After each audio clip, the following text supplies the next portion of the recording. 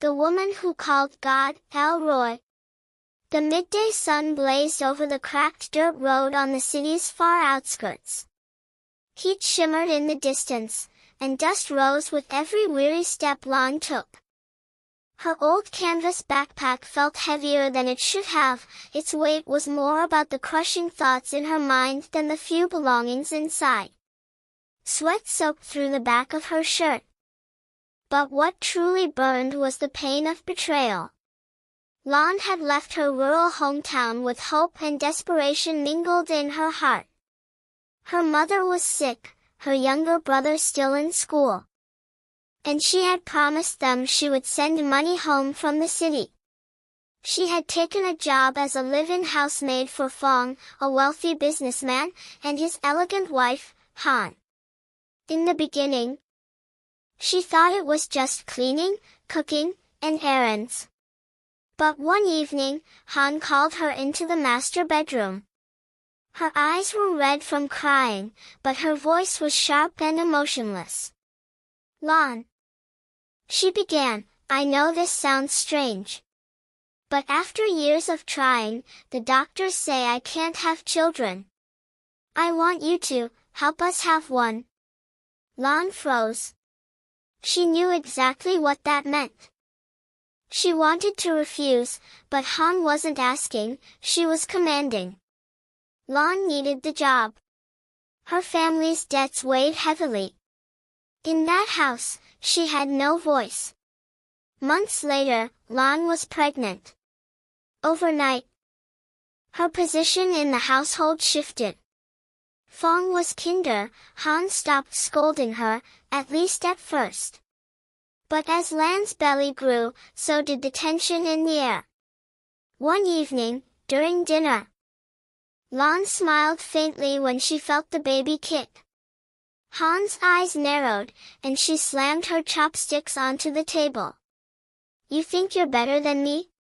Don't forget, you're just the help. From then on, life became unbearable. The workload doubled. The criticism sharpened. Each night, Lon lay in bed, one hand on her belly, whispering prayers through tears. One morning, after an explosive argument, Lon stuffed a few clothes, a bottle of water, and some bread into her bag. Without another word, she walked out of the grand villa. She walked for hours, past abandoned factories and dry fields. The sun pounded mercilessly. Her water ran low, and the child in her womb felt heavier with each step. Questions thundered in her mind. Where am I going?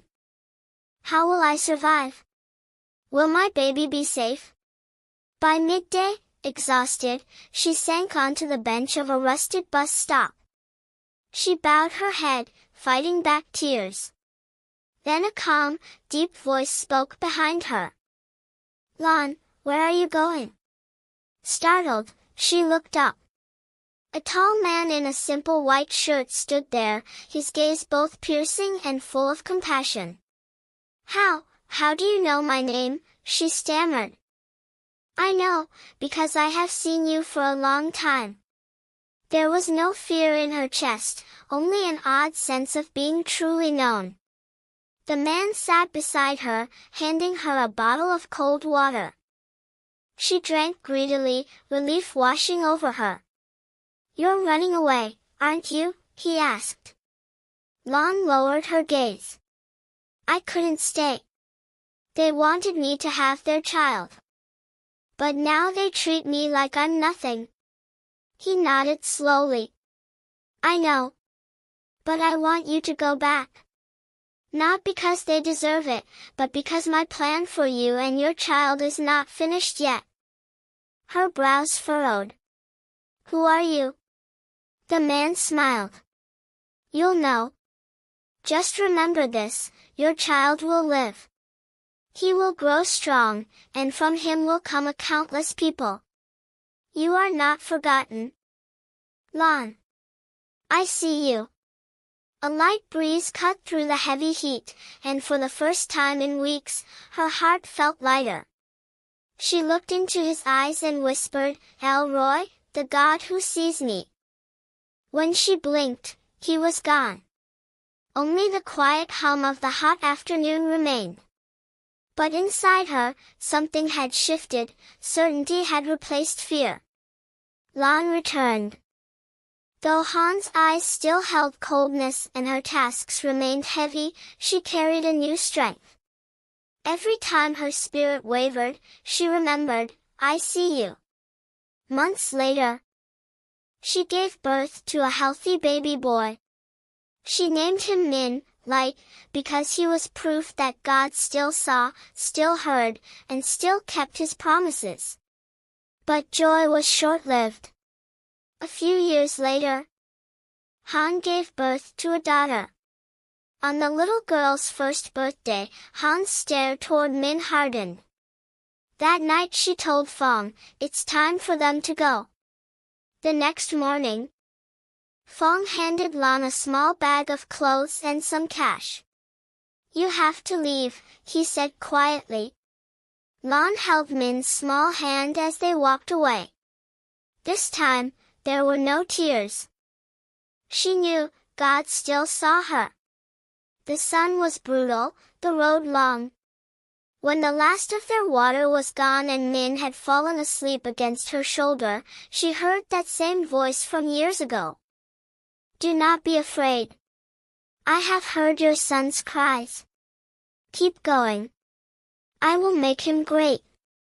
Moments later, a small drink truck stopped in front of them. The driver, a kind stranger, offered them water and gave them a ride to a low-cost boarding house near the market.